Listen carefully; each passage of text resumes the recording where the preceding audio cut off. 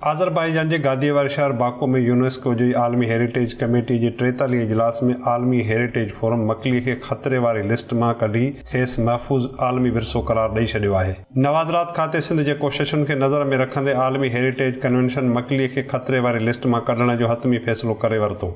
आलमी heritage convention जो Azerbaijan जे शहर बाकू में 43 इजलास जारी आहे, जंहिंमें सॼी दुनिया जा आर्कोलॉजिस्ट ऐं हेरिटेज जा नुमाइंदा शिरकत करे रहिया आहिनि। इजलास में सिंध जी नुमाइंदगी सेक्रेटरी सकाफ़त doctor Waseem Shamshad, archaeologist doctor Karim Lashari ऐं सिंध में यूनेस्को जे अॻूणे नुमाइंदे काज़ी अयाज़ मैसर कई। कन्वेंशन में नवाज़रात खाते पारां यूनेस्को समेत ॿियनि आलमी इदारनि जी सिफ़ारिश ते मुकमिल अमल दरामद करण ते साराहियो वियो ऐं आलमी हेरिटेज बॉडी मकलीء मां खतरे वारी शिक ख़त्म करे छॾी।